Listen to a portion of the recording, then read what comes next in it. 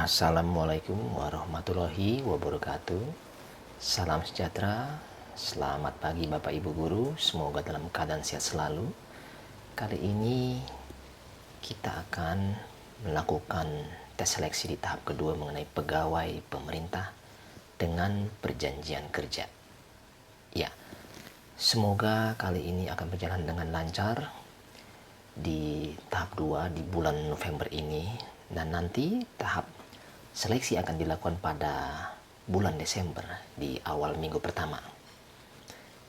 Di video ini kita akan melakukan latihan soal kompetensi manajerial. Ya, oke, pada soal pertama kita akan coba berlatih. Berikut ini hal yang akan Anda lakukan sebagai seorang atasan ketika mengetahui salah satu pegawai Anda melalaikan tugasnya adalah: A. Menegur pegawai tersebut saat itu juga. B. Membiarkannya karena sudah biasa. C. Memanggil pegawai tersebut dan menasihatinya. D. Langsung memberikan surat peringatan saat itu juga. E. Berpura-pura tidak tahu hal tersebut. Ya, jawaban yang tepat adalah C. Memanggil pegawai tersebut dan menasihatinya. Jadi hal yang seharusnya dilakukan sebagai seorang atasan yang mengetahui bahwa bawahannya melalaikan tugasnya adalah memanggil pegawai tersebut dan menasihatinya secara pribadi. Jadi bukan di depan pegawai lain, sehingga mempermalukan pegawai tersebut. Nah, jika masih melalaikan tugasnya, maka boleh diberikan surat peringatan. Oke. Nomor 2. Dua anggota tim Anda tidak mau bekerja sama karena alasan masalah pribadi. Maka sikap Anda sebagai pemimpin tim tersebut adalah: A. Langsung mengeluarkan kedua orang tersebut. B. Mengancam akan mengeluarkan keduanya jika tidak berbaikan. C. Membuat keduanya berbaikan saat itu juga. D. Mencoba memberikan tugas yang berbeda kepada keduanya. E. Menasihati keduanya secara pribadi agar bersikap profesional. Jawaban tepat adalah E. Ya, pembahasannya untuk menghindari konflik antar anggota kelompok, sebaiknya pemimpin kelompok menasihati kedua anggota tersebut secara pribadi agar mengesampingkan masalah pribadi saat bekerja dan sebaiknya bersikap profesional. Nomor 3. Berikut ini hal yang akan Anda lakukan ketika memimpin sebuah rapat adalah: A. Meneruskan rapat walaupun jam kantor sudah berakhir. B. Berusaha untuk mengajak diskusi seluruh anggota rapat. C. Hanya mendengarkan pendapat yang bagus saja. D. Berusaha mencari solusi terbaik untuk setiap permasalahan yang dihadapi. E. Memberikan keputusan pendapat pribadi. Ya, jawaban tepat adalah D. Berusaha mencari solusi terbaik untuk setiap permasalahan yang dihadapi. Ketika memimpin sebuah rapat, maka sebaiknya berusaha mencari solusi terbaik untuk setiap permasalahan yang dihadapi dengan mendengarkan pendapat-pendapat para anggota rapat dan memberikan keputusan yang terbaik. Ya, nomor 4. Berikut ini hal yang penting bagi seorang pemimpin adalah: A. Tidak mementingkan proses, tetapi hasil harus sempurna. B. Proses memanglah penting, tetapi hasil tidak sepenting proses. C. Tetap melakukan yang terbaik dan berorientasi pada hasil yang dicapai. D. Cenderung mengabaikan proses, tetapi tetap berorientasi pada hasil. E. Proses dan hasil sama-sama tidak penting. Jawabannya adalah C. Tetap melakukan yang terbaik dan berorientasi pada hasil yang dicapai. Pembahasannya adalah seorang pemimpin yang baik akan berorientasi pada hasil, tetapi tetap melakukan yang terbaik dalam proses mencapai hasil tersebut. Ya. Nomor 5. Berikut ini hal yang akan Anda lakukan sebagai pemimpin ketika melihat salah satu pegawai Anda sedang dimarahi oleh seorang klien adalah: A. Mendatangi klien tersebut dan meminta maaf serta memberikan solusi. B. Membiarkan hal tersebut karena hal itu sudah biasa. C. Memanggil pegawai tersebut dan meminta keterangannya secara detail. D. Meminta pegawai lain untuk menenangkan klien tersebut. E. Melakukan penyelidikan mendalam mengenai peristiwa tersebut. Jawabannya adalah A. Ya, mendatangi klien tersebut dan meminta maaf serta memberikan solusi. Nah, jadi pembahasannya, hal yang dilakukan oleh seorang pemimpin yang baik ketika melihat seorang pegawainya sedang dimarahi oleh seorang klien adalah mendatangi klien tersebut dan meminta maaf atas ketidaknyamanan yang ditimbulkan. Setelah itu memberikan solusi yang terbaik untuk klien tersebut.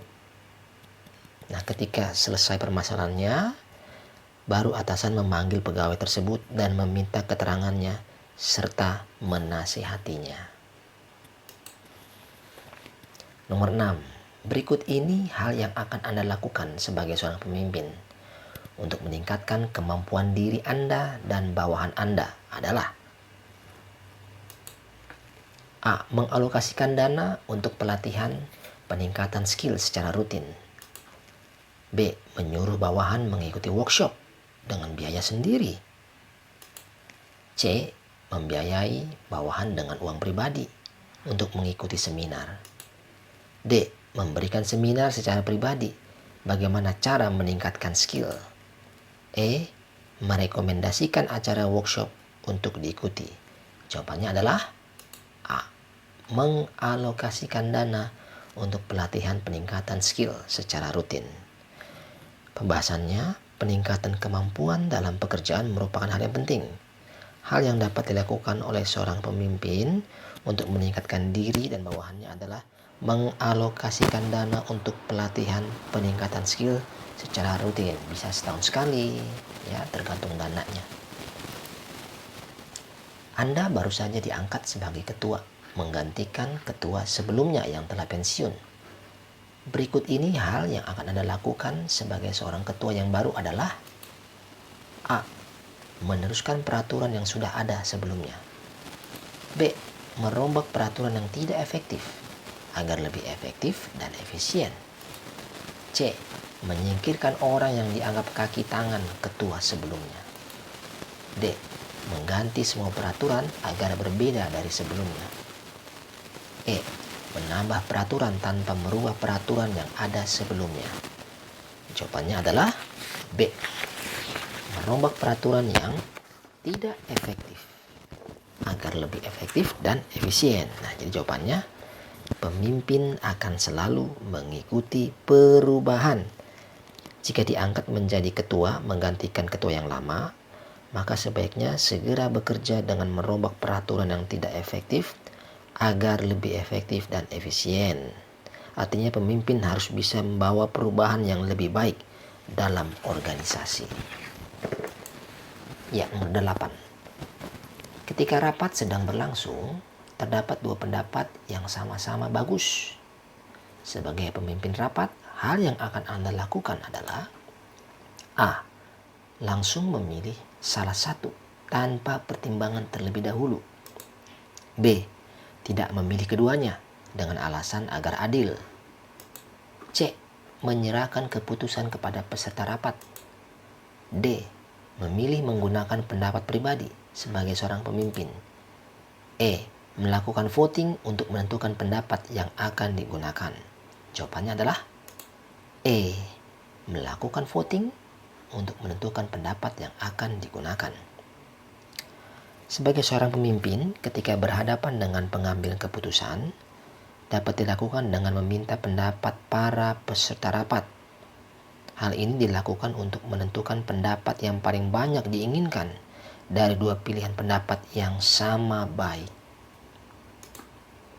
Berikutnya, nomor 9. Terdapat peraturan baru tentang efisiensi pekerjaan di tempat Anda.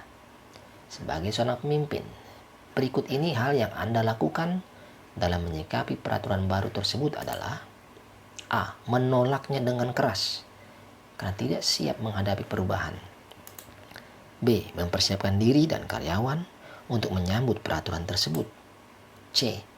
Tidak menolak maupun menerima peraturan baru tersebut. D. Menerimanya dengan terpaksa tetapi tidak melakukan apa-apa setelahnya. E. Menerimanya karena tidak memiliki pilihan lain. Jawaban yang benar adalah B. Mempersiapkan diri dan karyawan untuk menyambut peraturan tersebut. Pembahasannya adalah dalam menyikapi perubahan, seorang pemimpin yang baik tidak akan mengalami kesulitan untuk menyesuaikan diri dengan peraturan baru tersebut. Pemimpin akan langsung mempersiapkan diri dan karyawan untuk menyambut peraturan baru tersebut. Nomor 10. Pandangan Anda mengenai masalah yang sedang dihadapi oleh kelompok yang Anda pimpin adalah: A. Masalah tersebut seharusnya diselesaikan oleh orang yang bertanggung jawab. B. Seharusnya masalah tersebut tidak muncul jika semua anggota bekerja sama. C. Memarahi anggota kelompok yang menyebabkan masalah tersebut. D. Mengundurkan diri dari kelompok tersebut karena sudah tidak ada rasa persatuan. E. Semua anggota kelompok berkewajiban untuk bersama-sama menyelesaikannya. Jawabannya adalah E. Semua anggota kelompok berkewajiban untuk bersama-sama menyelesaikannya. Baiklah Bapak Ibu Guru, semoga latihan dalam soal kompetensi manajerial ini bermanfaat bagi kita semua untuk menghadapi tes P3K di tahap kedua. Assalamualaikum warahmatullahi wabarakatuh. Selamat siang.